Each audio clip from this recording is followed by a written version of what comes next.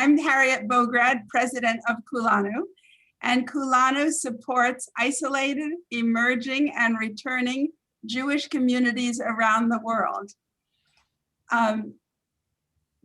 We'd like to share a short video to just give you a quick overview of the communities that we work with.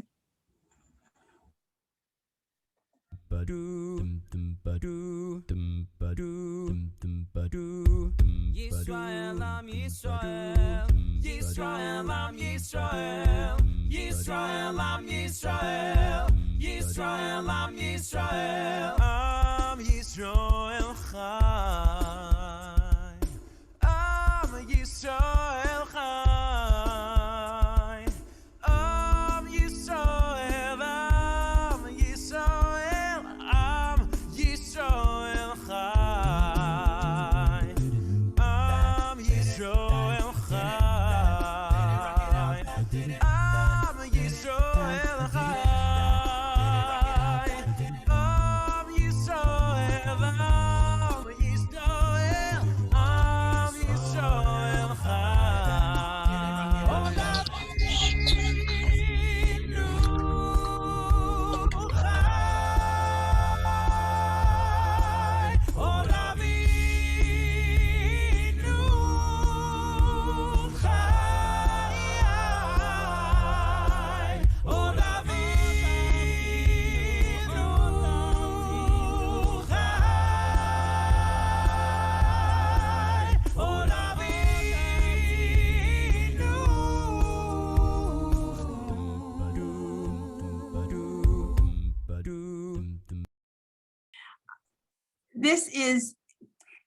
This online speaker series. We're very proud that we began it soon after the pandemic started in April of 2020.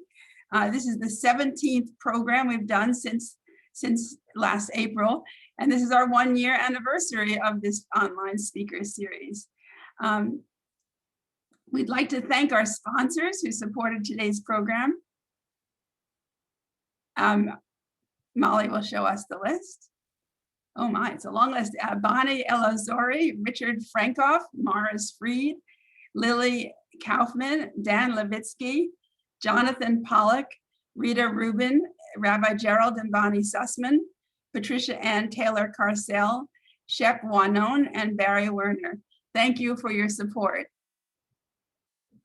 Dr. Rabbi Ari Greenspan is a very valued member of the Kulanu volunteer community.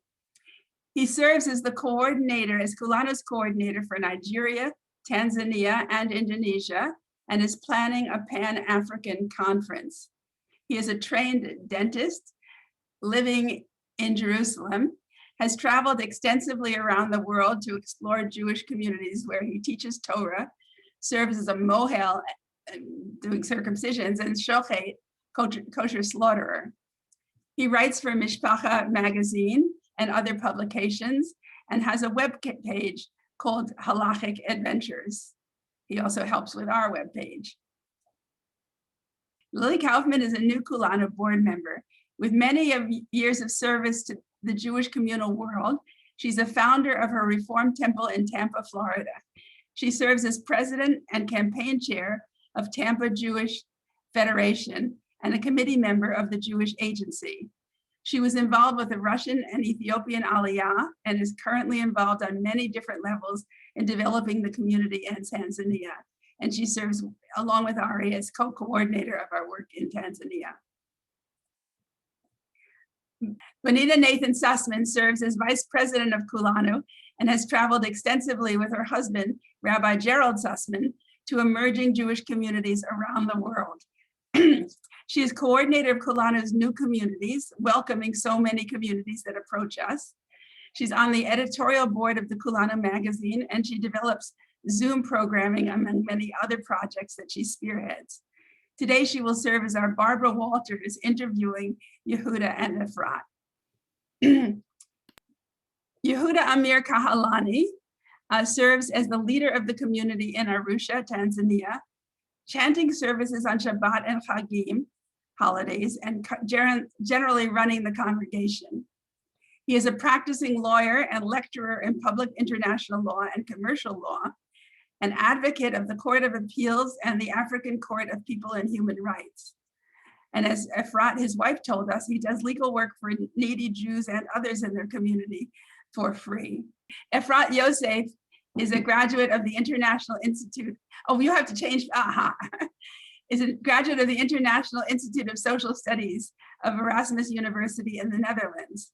She runs Community Research and Development Services, a nonprofit organization that works with the Maasai, and is a fundraiser for her programs and serves for her programs. She also serves as the Rebbetzin, or rabbi's wife of the community. She manages an open home on Shabbat and Chagim and has 3 children. She has traveled the world, including Israel. For the order of the day, we will hear from Ari Greenspan about the history of the community and his relationship with them. Then we will hear from Lili Kaufmann about her longtime association with Yehudah and Efrat in a different context. Bonita Sussman will follow with interviewing both Yehudah and Efrat, and we will close with questions and answers for you, led by Lili Kaufmann. Good evening, everybody. I visited Yehudah about a year ago, just before Corona, and since we've become very, very good friends, I wanted to give you a very short overview as to how there could be a Jewish community in Tanzania and where the Jews, in general, from East Africa came from. So we're looking here at the Jews of Yemen, which were airlifted out of Yemen in the 50s. They were been living in Yemen for literally since the destruction of the Second Temple 2,000 years before. This is a more recent picture of the last Jews in Yemen. The Jews of Yemen were particularly punctilious in following all of the religious laws. And as you can see here, they're wearing their long side curls, the peyot, which they called simonim, which meant signs. This is the sign that you're a traditional Jew. Now, how could the Yemenite Jews make their way to East Africa? If we look at this map of the world, we can see Yemen right here in the center, and actually the bottom corner of Yemen is the city of Aden. Aden was the entrance into the Red Sea, very, very strategic point that the British actually conquered and took over. And it's a hop, skip, and a jump across the sea here to East Africa. The closest place is Djibouti, and every one of these places that I have mentioned here, Sudan, Eritrea, Ethiopia, Kenya, Tanzania, Somalia, and Djibouti, had Jewish communities of Yemenite Jews. This is a picture actually of an Ethiopian Jewish synagogue in the middle of the fields, but I wanted to give you a sense of what some of these communities were like. Here we have a most surprising sign. The first time I saw it, the entrance into Yehudah Kahalani's, or the sign into Yehudah's synagogue in Tanzania. But if we talk about Somalia, it's hard to imagine that there were Jews in Somalia, yet here we have actually a Somalian passport of a Jewish man by the name of Shmuel Avraham, and you can see that he wrote his name both in English and in Hebrew, but the Hebrew is in a script that the Yemenites use. This is from close to 80 years ago or so, and we have one of a number of Jewish families that lived in Somalia. In Ethiopia today, in Addis Ababa, besides the Ethiopian Jews that most of us are familiar with, there was an Ethiopian community of Jews from Aden. And here we see the name of the street that the shul's on. It's called Bnei Sefer, the children of the book. And this is actually what the synagogue looks like. And you can still pray there today. There's a handful of Jews from Aden still left. If you see below it, there's an archway through into a courtyard. Just pay attention to that, and we'll come back to that in a minute. In the 1940s, right after the World War II ended, the British summarily collected 200 of the Jewish activists, including the man in the middle, Yitzchak Shamir, to become the prime minister of the state of Israel. And after they collected them and arrested them, they shipped them to Eritrea. Now, Eritrea had this synagogue that had been there for maybe 50 years before that, of Yemenite Jews or Adenite Jews that made their way across. And this is what the synagogue looks like today. And they were put into a prison. And this is the police headquarters from them. And that's what the police headquarters look like today. we come back down to that courtyard in the middle below the synagogue in Addis Ababa, where we see a bunch of women there were plucking chickens that were freshly slaughtered. And Yitzhak Shamir, the prime minister to be, fled, managed to escape the prison, was hidden by the Jews in the room behind these women, and ultimately made his way to Djibouti. He went to Sudan, he was in Eritrea, in Ethiopia, but he came to Djibouti. Here we see a picture of a Jew in Djibouti from maybe 100 years ago.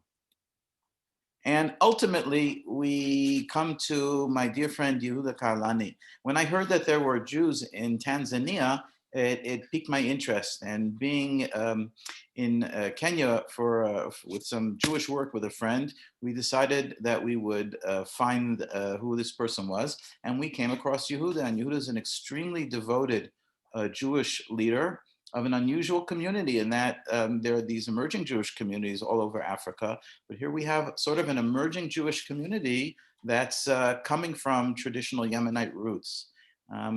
Spending time with Yehudah, you realize that he's a person deeply devoted to Judaism. His wife Efrat and he run an astounding little Jewish community. I think that we'll learn a tremendous amount tonight. And I think that you're very much going to enjoy it. And I wish everybody a good and nice educational evening. Thank you very much. Hi, I'm Lili Kaufmann, and I have a most interesting connection to our community in Tanzania. 20 years ago, I went on a journey to climb Mount Kilimanjaro. Nothing out of the blue, as my friends know, I've done many other mountains, including many in Nepal. So when I got to Tanzania, by way of a conference in Israel, I was rather tired, and in introductions with the group where Yehudah was the coordinator for our expedition for the tour company, I commented that I had just came in from Israel by way of Egypt, no less. And when he heard the word Israel, his eyes lit up. And it was, what do you mean you were in Israel? And he said, are you Jewish? And I said, yes. And I go to Israel on a regular basis. Now, this was in the year 2000. And he was just overwhelmed. He said, I'm Jewish. And I looked at him overwhelmed because I did not expect to meet a Jewish person in Tanzania. I had previously was very aware of the Ethiopian community and the rescue that our Jewish agency did in the mid 1900s, in the 1990s rather. I was chair of the campaign for Operation Solomon. So I was aware of Black Jews in Africa, but not in Tanzania. So this led to a most interesting experience of not just climbing Kilimanjaro, of which Yehudah was not on that part of the expedition. He was the land coordinator because he was a college student. And he had goals of becoming a lawyer. And in addition to developing his Jewish life as well, which was very, very covert at the time because of the political situation in Tanzania. So there we were. I'm an American Jew going back to Tampa, Florida, leaving this young Jewish person in Tanzania and not knowing what I could do for him. And all he wanted at the time were holy candles for Shabbat. And of course, talit, but never anything beyond that. I was just floored. And I said, yes, I'll see what I can do, and went back to my synagogue gift shop. We packed up a large amount of candles and talit, etc., and shipped them off to Tanzania. And I thought that was it. Well, our friendship and communication continued and continued. Yehudah graduated college with a lot of challenges and economic challenges as well, and was admitted to law school. And we continued, and I continued, and our family wanted to help him get through and become not just a lawyer, but to develop his Jewish identity. And we received pictures and letters for the last many, many years. And in 2016, my husband and I finally journeyed to Tanzania. And we had the amazing experience of seeing their home, their children. He had married Efrat, and it was an experience that we had we were just amazed because we didn't realize all he had been doing through the years to develop his Jewish identity. So over the 20 years, we have seen such a blossoming and a growth of not only him as a professional and as an attorney, but also his Jewish identity, his community that he has brought together. So we're very grateful to Kulanu, who through Ari connected Yehudah, and I have become aware now of Kulanu and the incredible work that they do with emerging communities around the world. So it's our pleasure to introduce Yehudah, and Bonnie, I turn it back to you. Thank you, Lillian and Ari, for your wonderful introductions about this exciting program. I am very privileged to be the Barbara Walters today of this dialogue between Yehudah and Efrat. And so the way I have a few questions that I'm posing, and we're going to give both of them a chance to answer.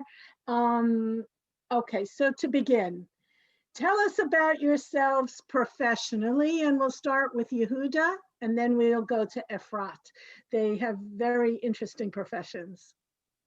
Thank you very much, Kulanu, and all the members involved. I would like to take this opportunity, first of all, to thank all of you and my Rabbi, Yeramahil Landi, whom I'm sure is also here today. And our two rabbis, Ari and Aris, Lion and Lions, or Simba and Simba in Swahili. And thank you for the question. First of all, I will start with the title that carry the theme of the sessions, which is Yehudi who speaks Swahili and Arabia. The word Swahili is not a language itself. It originated from Arabia, which means al-Na'as al-Sahel. In Arabic, which means the people of the coast. And I will not go back on the historical background, as Mori Ari has covered very well. Coming on the professional part of it, I never wished to be a lawyer, just that you know. I was enrolled for medicine in the University of Nairobi for 2 semesters, which I scored 4.5 GPA on medicine, but later on, after the chaos, I decided to switch on laws simply to sue the government for the land that they confiscated from the Jews, or the nationalization of the Jews' property in Tanzania. Well, it hasn't happened. We did somehow, but it did not happen. Therefore, when I started my professional, thanks to Lili Kaufmann, whom I met, as she said, she really encouraged me.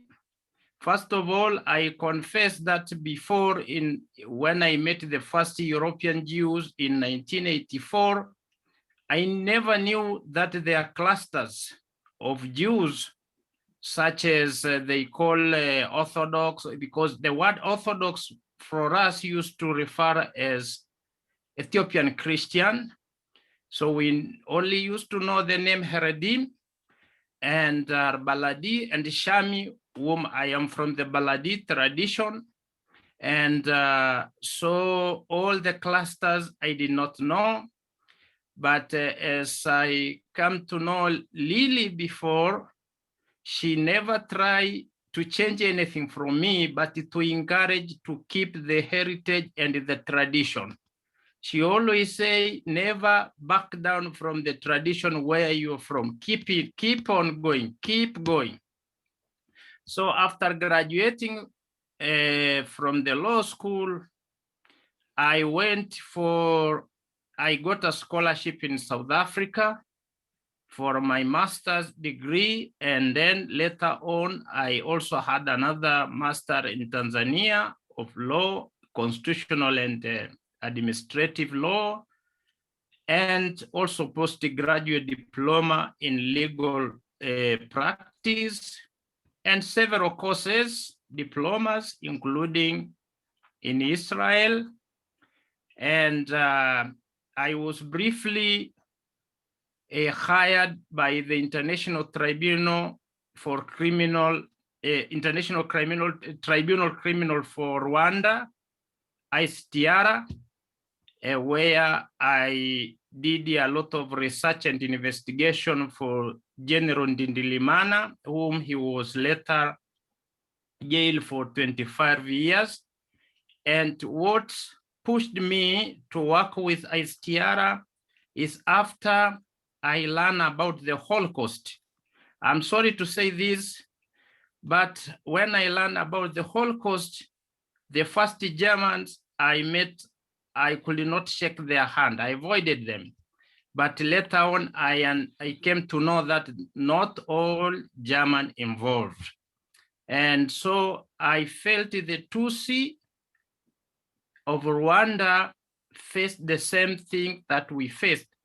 And also there was some similarity, not as like in Europe, in Tanzania. So I devoted myself also volunteering, help a lot of people, first of all, to establish relationships between the Jews and non-Jews, to take off the notion that has developed for many, many years that Jews are killers, as they used to refer that even the angel that takes someone's life, they call Israel. So a lot of time they used to refer me as Israel, the angel that take lives. And so I did more than 150 pro bonos in different cases, murders, and all the capital matter cases, which 95% to 99% were successful. And human rights, also I did it. And apart from that, I teach in several universities, including visiting, teaching for international law, public international law, and private international law in Addis Ababa University. Yeah, that is. Okay, thank you. Thank you so much. Efrat, can we hear from you? So nice to meet all of you, and greetings from Tanzania. And this is me. Professionally, I'm a development specialist and working in an NGO. So somehow I'm kind of a human rights activist. But of course, it's all about promoting people's rights. So I work with the rural communities, particularly the Maasai, but also we have the hunter-gatherers that we deal with. And that's really about me in profession. Thank you. Okay, thank you. So tell us about, we could start with you. Tell us about your community. How many people? Where did they come from? We have a Jewish community based in Arusha, but of course we say in Tanzania because we are scattered.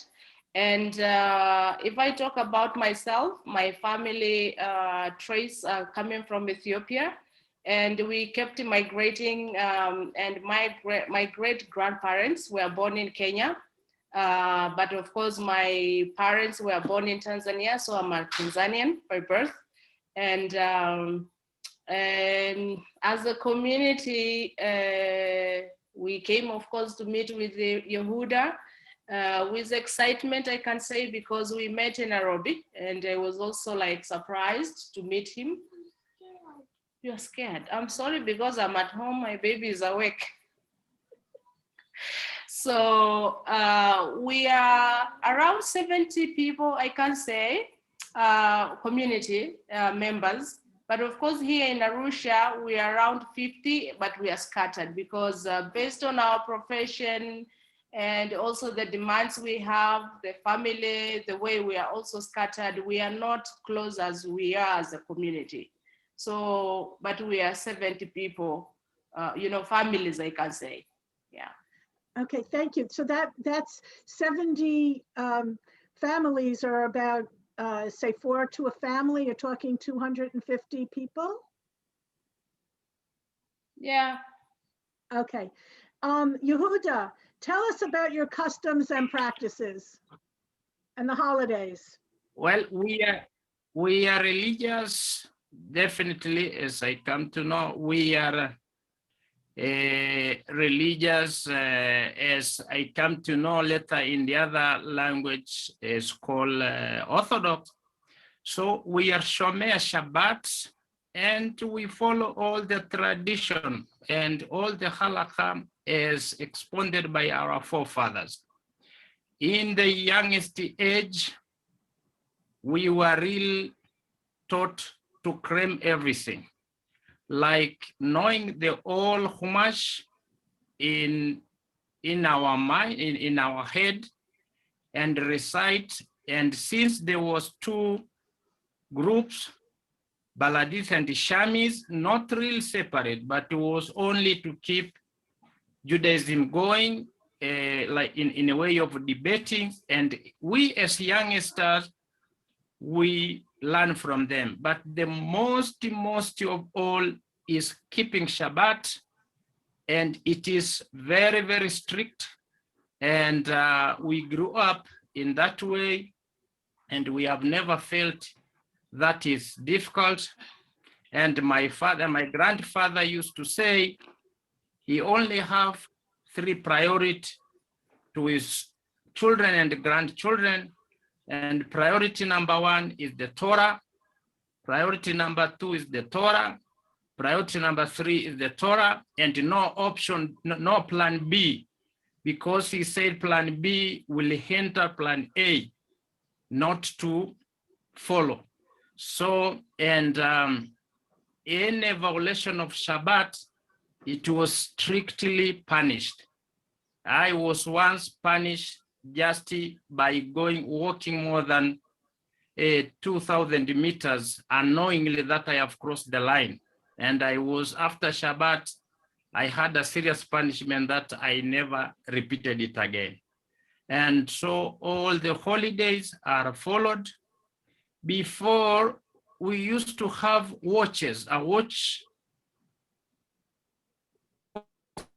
whether some people still remember, just to make sure that the time is followed when there's no sunlight.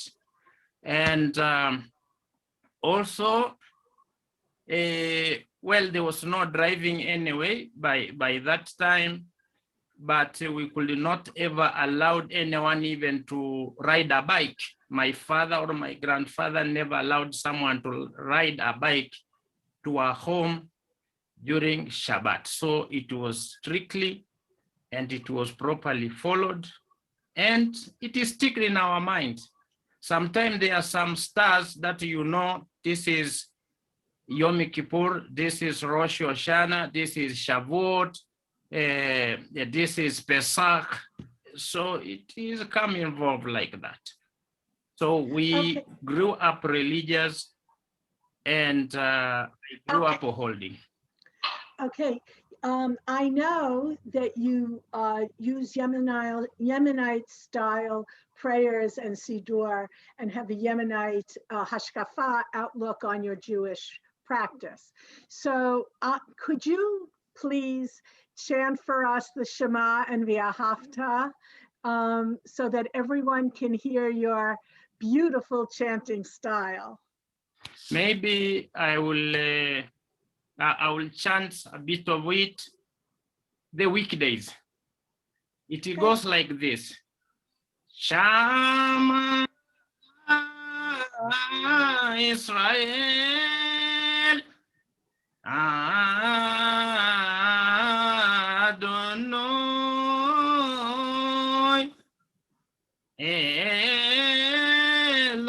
Eloheinu Adonai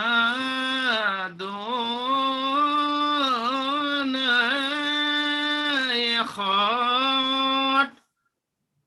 And on Shabbat, there is Shema Israel, Adonai Eloheinu, Adonai Echad.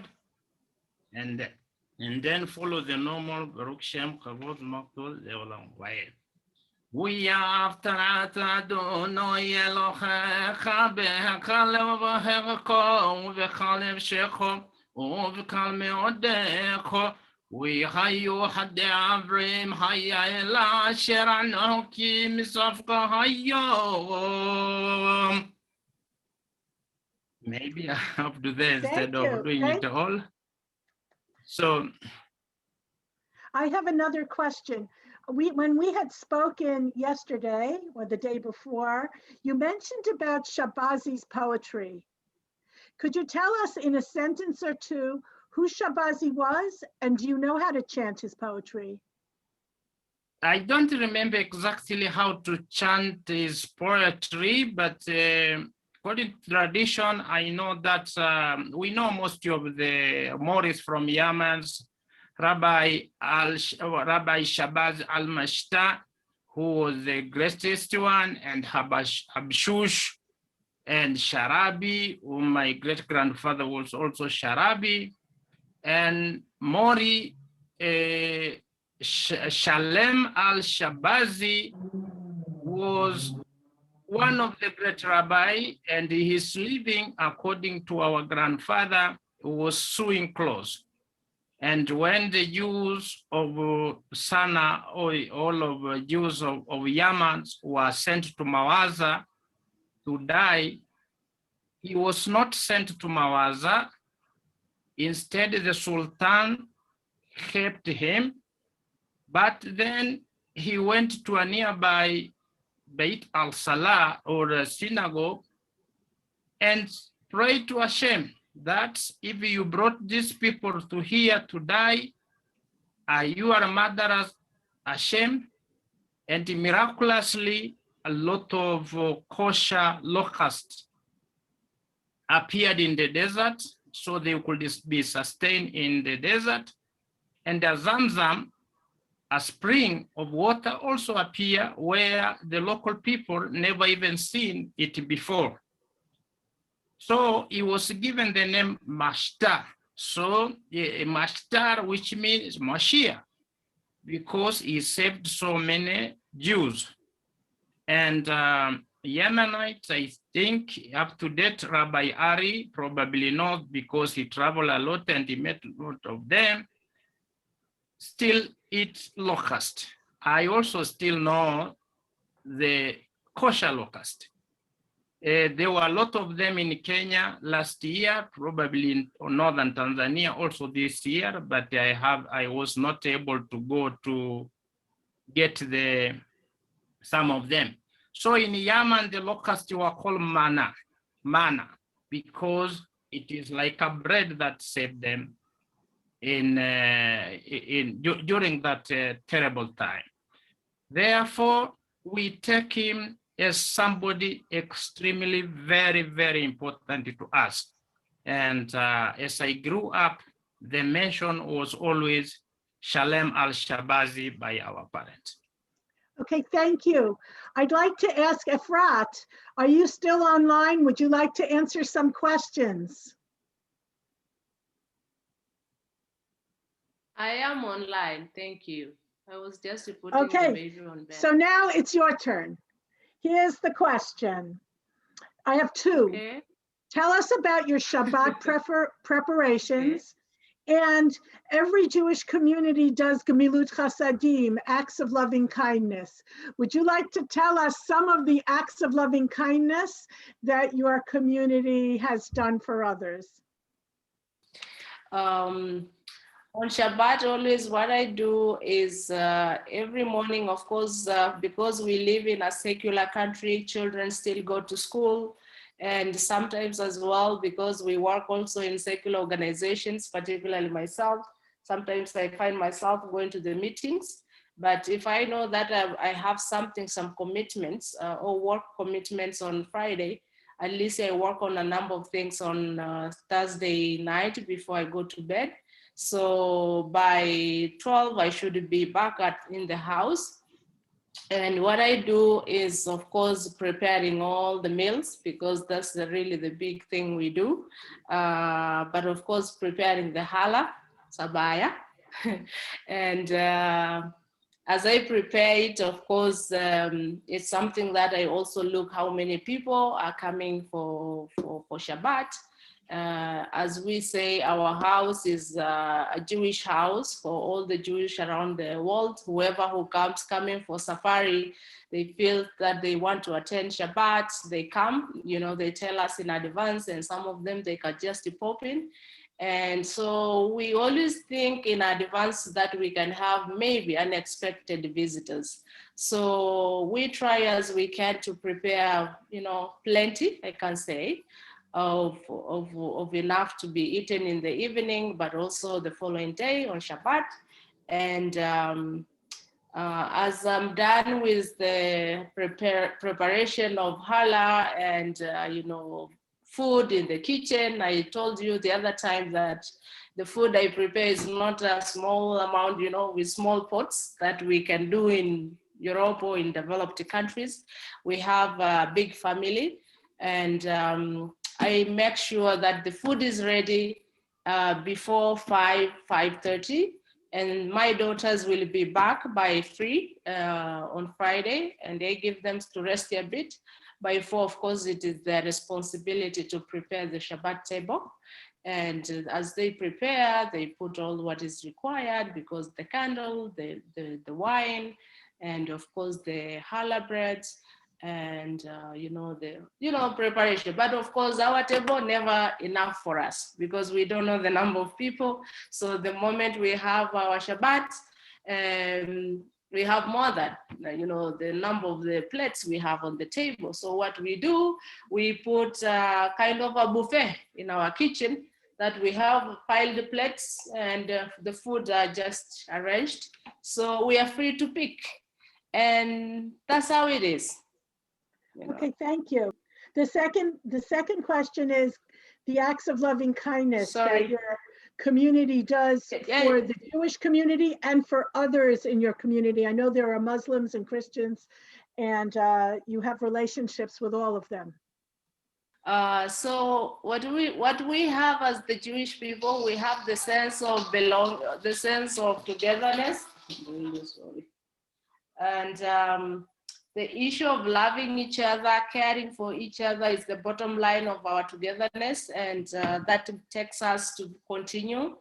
And what we do, of course, myself, I feel that I'm kind of a leader, an assistant, but of course supporting other women.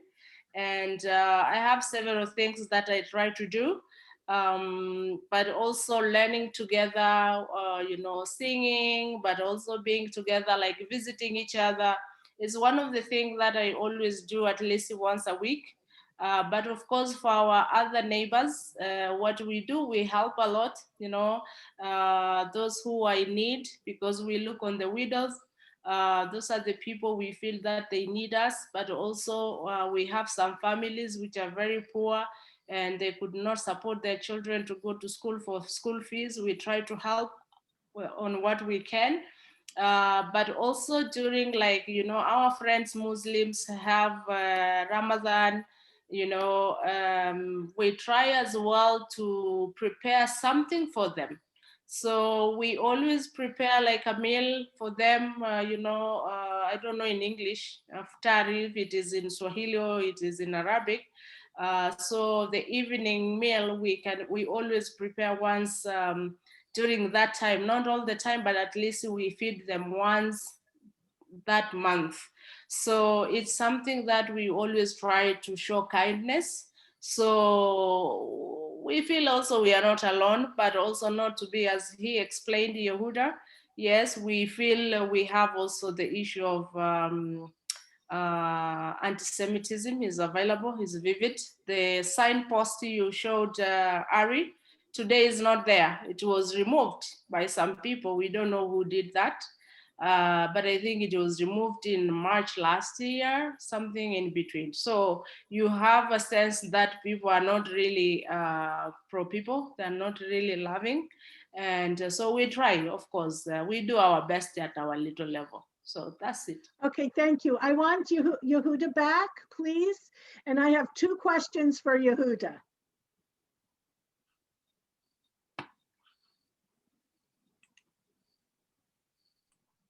Hi. So 2 questions. Please tell us about your synagogue and the miracle of the rebuilding of the synagogue.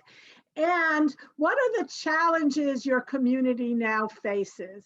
And please make it short. We want questions and answers after this, where people will be free to ask you questions. Okay?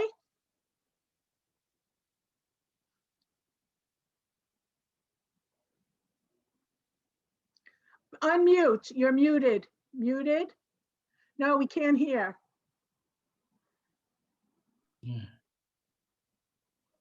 Okay, can you hear me now? Okay. Yes. Okay, so before the president who just passed on this year came to power, then we used to use our tent or our bait, a small bait Knesset that we had, that's Rav Ari and Ari saw, and Lili also saw it. But traditionally also we survived because Yemenites have a traditions of persecution back in Timan. And therefore a house, someone's house is also a Beit Knesset. So houses were used. There are some who are still using in Dar es Salaam, Zanzibar, who don't have any synagogues, they are using their houses. And therefore, when the former president said, if they are Jews in Tanzania, which I know they are, he mentioned one billionaire that I know, one billionaire is Jewish, so he has a Muslim name. If you want to practice, please feel free and I will protect you. And then it was something that we have been waiting for. And so immediately we started the construction. We said, at least if they change their mind, we have done something. And they haven't changed their mind anyway. So what was the other question? What are the challenges you and your community face in order to grow? I know one of the questions came up with who do people marry, matches, but what are some of the other challenges? Right. The main challenge that we see in future is, my grandfather used to put it, don't look back because Hashem did not give your eyes on their backside, but on the front side, on ahead, is how to maintain our people in a religious status. Because the teaching we received intensively, if you are in a secular country, you are also a potential goy, you are a potential idolater. So we have to remain in a religious status because all others surroundings are also religious on their capacity. And since we refer that the Torah is our tribes, so how are we going to refer the Torah as our tribe? And I would also like to use this opportunity to thank the Canadians team who were able to restore our Torah, which my father forced me that I have to write it. Well, I did not know how to write, but at least I have wrote because our people brought. And coming on the challenges of where to get to marry, it was a strictly, but as I told Moriari last time, meeting my wife Efrat, it was by coincidence because I was in a journey of traveling to Morocco to find a wife. But then when I met her in Nairobi, I said, well, I don't have to travel to Morocco again because I've already done it. Well, we never knew that there are Jews elsewhere, such as Uganda, or I know there was a Beit Knesset in Nairobi, but when we were in Mombasa, my father used to say, don't go to Nairobi. that's not a Yemenite synagogue. You will not understand anything. So I never went to Nairobi synagogue. And I never knew that there were Jews in Madagascar. Yes, and in South Africa, I also came to know that I didn't even know that there were Jews in the United States anyway, or in Europe, because the country that were mentioned by our forefathers is Aleppo, Iran, Baghdad, Yemen, Morocco, and Tunisia, Libya. And so now to answer the question is, we never brought ourselves here. Hashem planned, and he has a purpose, maybe why we are here. And since he has a purpose, he also knows how he's going to answer the question. So if we really trust in him and keeping all the mitzvot, nothing will be impossible. Just like how the Torah arrived, just because we trust on Hashem. So I think those are not real challenges that we will say it will hinder us from practicing who we are. Okay, thank you so much. I think we now want to get some questions and answers that were put in the chats, and Lili will take over the program. Thanks, Bonnie. What Molly and I have decided to do is that we're going to show some of the pictures first. A lot of the questions have been answered from the chat directly and also through your questions. So we didn't bring on the pictures. Molly will start now. Oh, I'm sorry. I apologize for that one. Okay, this is when we visited in 2016, and the girls, Emuna and Ariella, are much older now. This was 5 years ago for Shabbat. As you can see, the candles are lit. The challahs, the two challahs are on the table. Go ahead, Molly. This was the greatest surprise, as I said, when we visited. We had no idea that Yehudah was so involved in building and construction and dedicated, unveiled this dedication plaque when we were there. And of course, this is Shabbat.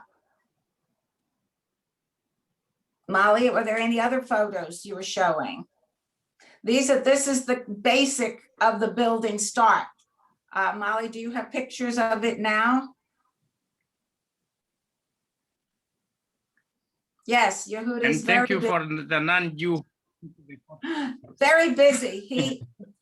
When you talk about hands-on effort, yes, he was very, very involved in the construction of the synagogue, which of course was seen by Ari at a much later point. This is the beginning in 2016.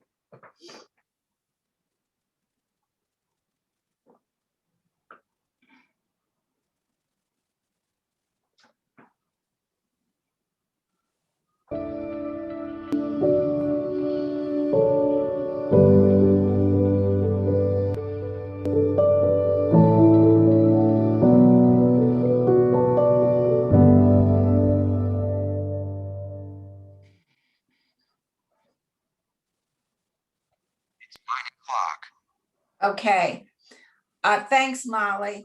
Yes, it is 1 o'clock, and we well, actually, it's later now, an hour later. Some of the basic questions that have been answered, mostly, of course, of your origins and the Yemenite presence of the descendants in Tanzania. Yehudah, can you tell us a little how many are Yemenite or from other communities? Okay, currently the Yemenite who are fully involved are quite few. In Arusha, there were about 7 from the friends or my family who are located themselves elsewhere, and some who did not return when we returned from Kenya in 1999. and 2000. Some did not return, but there are also a good number of Yemenites, but those who became extremely wealthy, they decided not to get involved in this so as to avoid being connected with Israel. We have like 10 of them billionaires who are known, then they are very well known to be Yemenite who were involved in gasoline and other business, who are Jews. Sometimes they contact me secretly on how to do bat mitzvah or bar mitzvah, but with a promise that I should never, ever, ever mention them in their name. So there are so many. There might be over hundreds and so on. And there are Shihir in Zanzibar. Those also are Yemenite. And wherever go to Zanzibar, you will find that they have a lot of businesses, shops, and so on. But on Shabbat, they don't open their businesses.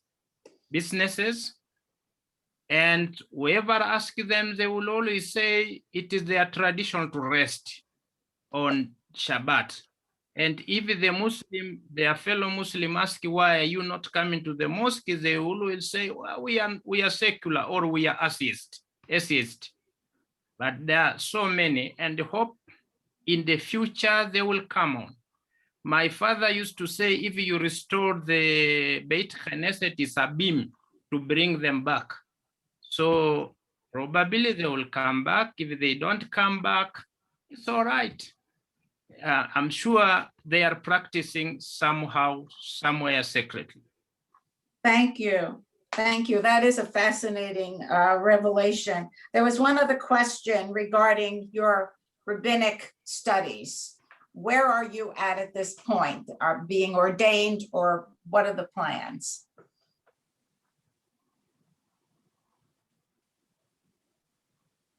I don't know whether, but my father really, my grandparents really gave me much of the rabbinic teaching.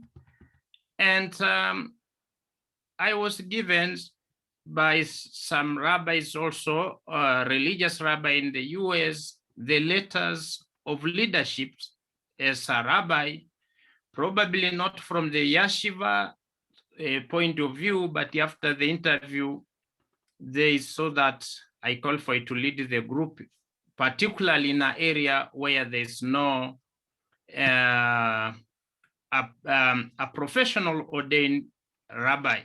Now that we have Rabbi Ari and others, we are even more strengthened. So I feel that I'm more ordained having them, because normally whenever I have a challenge, I call Rabbi Landy and Rabbi Ari.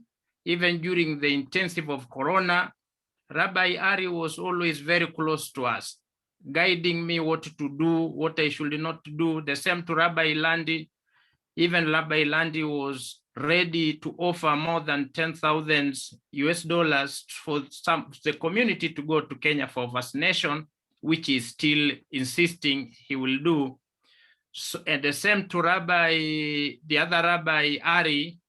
Also, they have been in a guideline. Whenever I have a question, involve anything, they are always constantly on us. And they have been really helping us and transforming. So we no longer feel alone.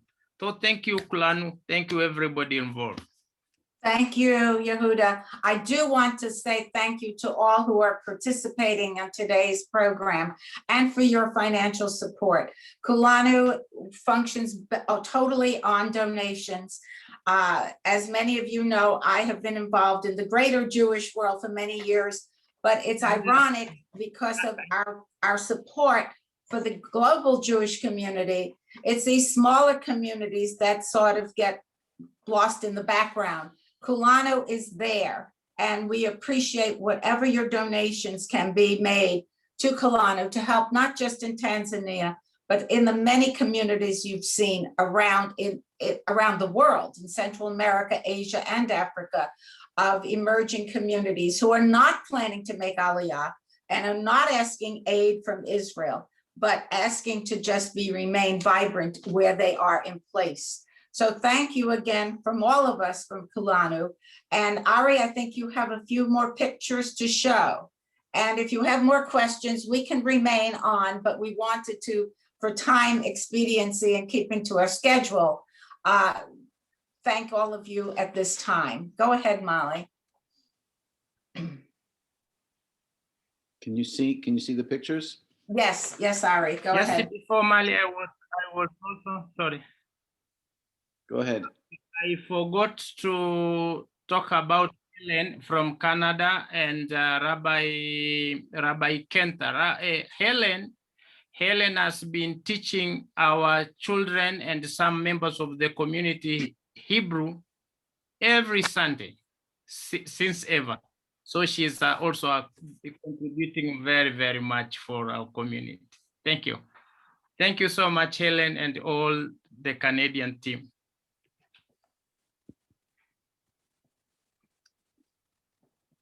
You see the screen, or Yes. you see the pictures? Yes, we're looking at your PowerPoint. Okay, hold on for a minute. There we go. Okay, so this is the shul as it looks now from the outside. I don't know if Yehudah succeeded in going any further with it. This is outside. Some of the people that came to us for Shabbat, including Netanel, who's the fourth person from the left, who just became the young new rabbi in Nairobi, just went there a few weeks ago. And there's Yehudah and his community. So as you people who maybe have heard some of the other lectures, you know that this community is extremely unique, both in terms of its makeup and particularly because of Yehudah and Efrat and their devotion to Judaism. And once again, thank you to Kulanu, because without Kulanu, some of these communities would not exist and certainly wouldn't flourish. Thank you very much.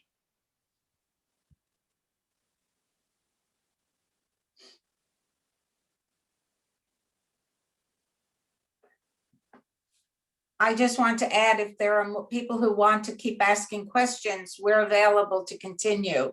If those of you who have to sign off due to the time, go ahead. Molly posted a direct donations portal that you can send your contributions.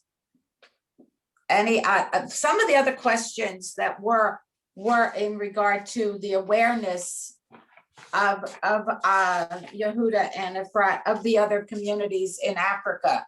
Efrat, I know, has done some NGO work with the Uganda community. Is that correct, Efrat? That's right, Lili. Yes. Can you tell us a little last what you year in March, yes. Okay, so in March, I think it was in January or September, should it be September 2019, a member of the Common Jewish Council visited us here. She's a Jewish from South Africa. Her name is Vivi, and she went to Uganda, Kenya, and then to Tanzania. And when she reached here, of course, she felt different and also welcomed, and she stayed with us. Of course, she was with her family. So we had Shabbat with them here, and they spent the night in our house. And then, of course, we had a good time with them. So as we continued to have a discussion, she realized that I have some potentials that she can also try to ask if I can go and discuss, meet the Ugandan Jewish. And the good thing is, because I'm also a darker skinned person and African, whatever you can say. So I went to Uganda. That was in March, just before all the lockdown comes in during Corona. And I spent 2 days with Ugandan people. And it was a good time, of course, to discuss, to know them, but also to go in depth of discussing their issues and some challenges they're facing. And one of the big issues that we realized is one of the big gap is also the issue of coming together, that the Ugandan Jewish people together, of course, with us, other Africans, we don't have the space to meet together. So it's like, yes, we hear they're Jewish in Zimbabwe, they're Jewish in South Africa and all over the continent, but we don't have a common ground that, or any event that brings all of us here together. So one of the big challenges as well with Ugandan, there are so many groups, you know, with all different, you know, vision and perspectives. So somehow they were not feeling one, you know, they could not have the sense of togetherness. And that's really was one of the main issues that took me there, to understand what are the key issues and the challenges and how can we help them. And of course, I shared with you, Lili, the report, which I also sent back to the Jewish Council, Commonwealth Council. And of course, because of Corona, we could not do much, but of course, we have been trying to see how we can help them virtually, but it's not really working as it should be. So we still think that is something that we will continue to do once things are settled, you know, the issue of pandemic, Right. really. So, Yes. yeah. So Tell us one thing you mentioned the other day, and I have a question here about the Days for Girls program that is done in Kenya. And I know you are doing a program in Arusha for the girls. Yeah. Oh, thank you. So, okay. There's a Helen, of course, I don't remember her surname, but she was part of the team from Canada and the US. So they came here, and of course we had a good time. They brought us the Torah, but of course we discussed a lot of other issues. And as I said, of course I deal with development, so always that comes also out. And when she left, of course, she met one of the colleagues. She lives in Washington, DC, and she deals with the Days for Girls.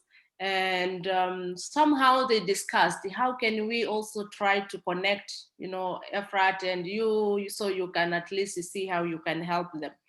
And she contacted me, Leslie contacted me, and we continued to discuss. Of course, we don't know each other, so we tried, you know, trying to give ourselves time to know each other and to understand the work I do. So, of course, the interest is purely a Jewish organization. And they wanted, of course, to fund the Jewish community here.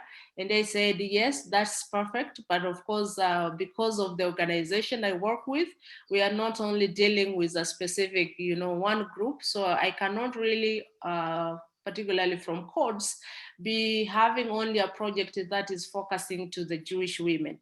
But what I can do is only to have, you know, codes, Days for Girls program or project. But of course, in that, then within the project, I can also set different objectives. One focuses on the Jewish women in Arusha, and of course, the rural Maasai women, and so forth and so forth. So we have always that. So that's how we came up to connect with the director of the Days for Girls International, Molly. She's also Molly Lange. So we started really to have a lot of discussion, and luckily we have the Jewish Women Giving Foundation. They had a call, and they are also willing to focus on the, you know, menstrual health management. And that's how we went really for that. And we applied for the concept note. They really helped me. And I submitted for codes. And then we went to the second round. So I'm expecting maybe by May, May 1st, I will hear from them whether the project is successful or not. But of course, we have been really working on several things. And, you know, the network keeps growing, and the family as well. So that's what I do. And of course, it also helps the Jewish people and other communities here in Arusha. Thank you. Okay, I think Rabbi Bonnie Sussman has a couple of questions. Bonnie?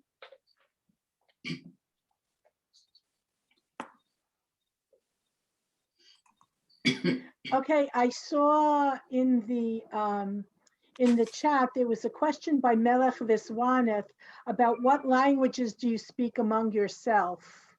I think Yehudah can answer that one. Do you speak Swahili? Do you speak Arabic? Do you speak English? What languages do you speak among yourselves? Thank you. We speak both. We speak Swahili and English. Sometimes practice. We don't really speak Arabic as used to, but we understand much. After all, Swahili is 49% Arabic. So whoever speak Swahili can understand a good number of Arabic and somehow Ivrit as well. So we use Sahil mostly, but in our house, we use English mostly because of the children. And they're also teaching us French. The children are teaching us French. I think that Harriet Bograd posted a question that wasn't answered. About Lemba, yes. Are there Lemba? We heard that there may be some Lemba in Tanzania. Have you come in contact with them? Is there any relationship with them? I don't know. Maybe probably the name Lemba could be a place or could be just an identification. We don't know. I came to learn later about the Zimbabwean Lemba, and that they were also traced from Yemen. Probably they passed through Tanzania. If there's any Lemba, maybe in southern Tanzania, and I don't know. Okay, thank you. A lot of people normally contact us because they, yeah, sorry.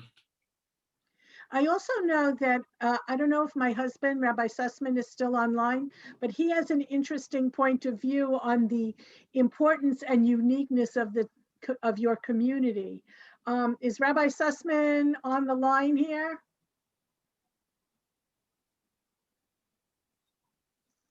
Anyone? Yeah, I'm there. I'm here. Okay. Would you like to say some of your observations of what makes Tanzania unique? Well, what I think it's a very important, very interesting thing, and I really enjoyed this program and learned so much. But I'm thinking that there are groups in Africa. The Lemba is very much an example of it. That they claim that they came from another place and maintain some kind of Judaism till this day. And some people believe this and some people don't. But your group is an example of a group who came from Yemen, as the Lemba did, and maintained their Judaism where they found themselves. So it's really, I think, parallel to the story of the Lemba, though they came a great, many hundreds of years before, and perhaps many of the other groups in Africa that practice Judaism have a similar story, and so your community makes their stories sound much more reasonable and accurate, because here is a group who actually has done this, but in more recent times. So if you could, then they could too, though of course with the long periods of time they lost the intense knowledge that you have, but still maintained a little bit. So I think that's a very important thing, because it's kind of evidence for the accuracy of some of the stories we hear from other groups. Okay, the other thing is, I'm not sure that all of the questions that got posted here were answered. If your question has not been answered, we'd like to call on you, and we have another 10 minutes before we finish. So has anybody more questions? People, I have one people question. can click on, there's a a thing called reactions on the menu at the bottom, and you can click on raise hand, and then we can see if your hand is raised.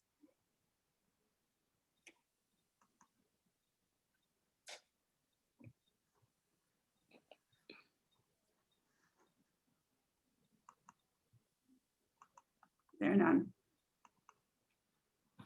I have a Basically, question. good. Do their children go to a government school or do they go to a private school? And are they learning English in the school? Because the testing that they take, I believe it's after the 7th or 8th grade, which allows them to continue on in their education, is all done in English. Thank you. They are actually attending a private school, a Cambridge British system school. Firstly, because the government schools don't give good education and they teach only in Swahili. And then English will be taught during the secondary school. So the children find themselves confused. Though the school is quite expensive, but we have been struggled to push hard. So they study in a private school. And since it's a British system, everything is in English, but they also teach Swahili and other languages as additional subject.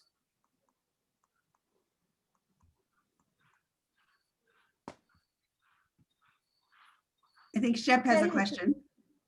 Yeah, I had to drop out for like 10 minutes, so probably everyone knows these, but how many Jews are there?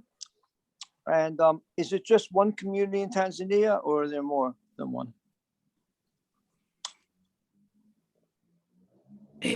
Like I saw also Rabbi Ari replying on the messages there.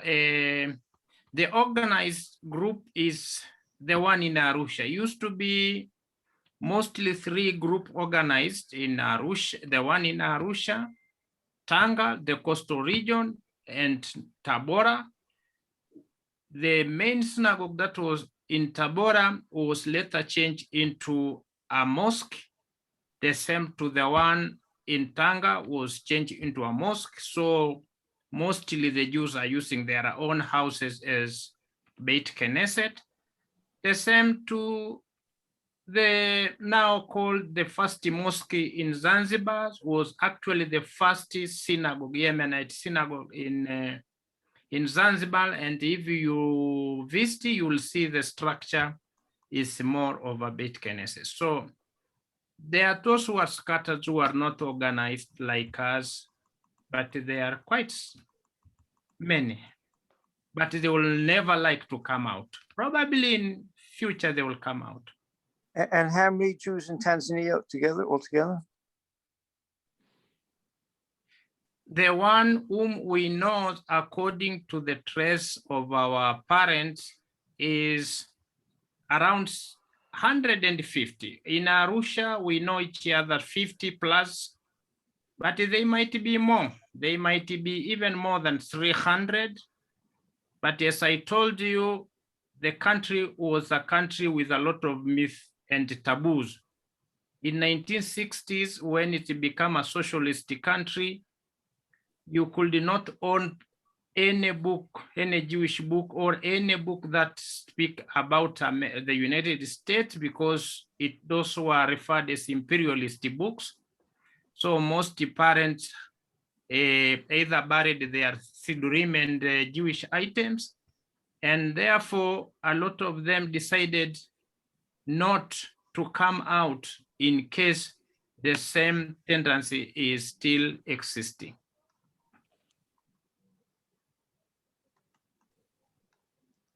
Harriet, does somebody else have a question? I thought I saw, Joni Levine has a question, I believe. Hi. I was deeply moved by your saying that you did work in Rwanda post their genocide. Could you say more about that?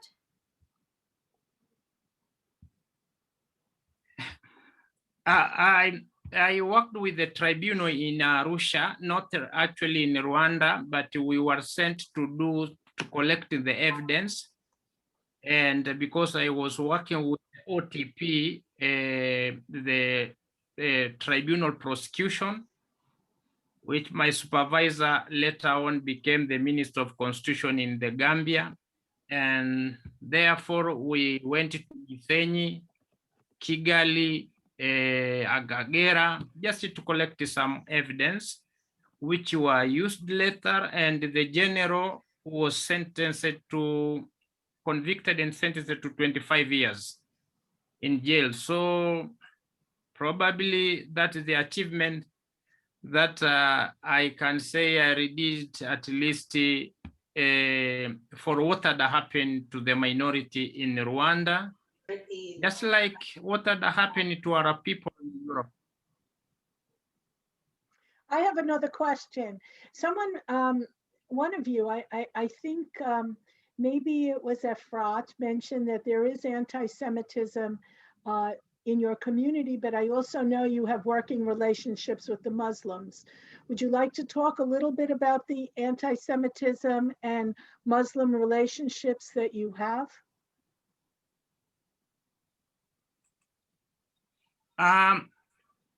Quite different from Dar es Salaam point of view, where the Palestinians Liberation Organization still have an embassy and their ambassador, I think.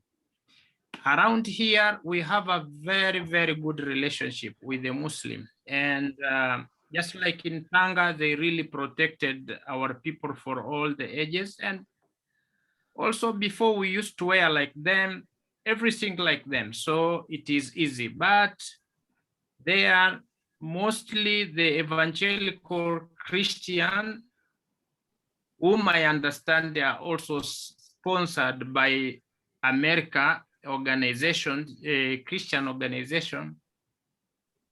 Those one normally target us, and they refer that we are the one who killed Yeshu. And also sometimes they say that we are a pagan, and they say we are witches, and so many things. You have to know one thing though. Christianity in Tanzania is only 150, so it's quite new. While Muslim and Jews were more than thousands of years has been here. My families were only recently, it's like 3 generations came from Yemen, so we still remember much of it. But there were a lot of Yemenites here and Moroccan, that's why they came. And therefore, being a new religion in the area, they are also using that opportunity to recruit so much members. And so they target those who do not follow their tradition. So how do the Muslims helping us? We know much of the Arabic, Islamic, so wherever somebody target us in anti-Semitism way, when we say salam alaikum or takbir, they stop because they know that the Muslim will not tolerate. So like what Efrat say, there is anti-Semitism, not as much as what we have been reading happening in the US, but they're still there. Tanzania is a good country, and like I have a very good relationship with the government leaders, current government leaders, the police, and so on. So for the time being, I can say there's not much problem, but within the villages, there's that. Somebody posted in the chat, is radical Islam growing there? Yes, you have to know one thing also. Somalia is very close. Somalia is very close to Tanzania. And being close, being a country that has devastated by war for many, many years, so there's a good number of uneducated people, illiterate people. And therefore everything, they put the blame to the United States of America and Israel, so anything to do with Jewish, you will also target it, because like a lot of people don't distinguish between being Jewish and being a citizen of Israel. So they always look at that we are also Israelis, which is sometimes we don't even have a good, we don't have that much close relationship with the government, also we might have, but they don't understand that. Just like also the Christian here, we hear from, I read from the Kulanu website that a lot of Nigerians want to be Jews and Kenyans and whatever. Here, it's not likely for a Christian to really like to be Jewish. Never, it's unlikely. And so because also in their mind, they are what they are being fed, Israel is all 100% Christian. So there is no need for them to do anyway. So radicalism, not very much. In southern Tanzania, there's some things going on. I don't mention what is going on, but there's something that is bad is going on in South Tanzania, but for security reason also, I will not like to mention. Okay, so it's actually, yeah, thank you for everybody here who put in so much time and thought into putting this program together. It's 2:30 and I think we should begin to wrap up, and I'd like to announce that we have some more Zooms coming in the one a month. Okay, Molly can tell us the dates because I don't always remember the dates, and she could tell us what the topics are, and we hope that you enjoyed this one, and you could send us notes, and you could we can put you in contact with Yehudah and Efrat if you're interested in contacting them, and we hope you come to our other Zooms. And we hope you do think of contributing to help support these communities that Kulanu helps work with. Molly? I want to interrupt for a moment because there are many members of the Kulanu community here to announce publicly that we've just made Molly our deputy director. And so we can all congratulate her on her new position. And there's one more thing. I was Mazal scrolling through who's in attendance here. We have people from around the world. We have somebody from Cameroon and somebody from the Philippines. We have people from all over the United States. We have people from Israel. We have Canada. And Canada. Okay, so we have people from around the world that have joined us in this effort to establish new Jewish communities in what I don't like the phrase remote places, because if you're living in America, it's remote, but if you're living in Kenya, it's not remote, communities around the globe. And are there, Molly, would you like to tell us what our future Zooms are?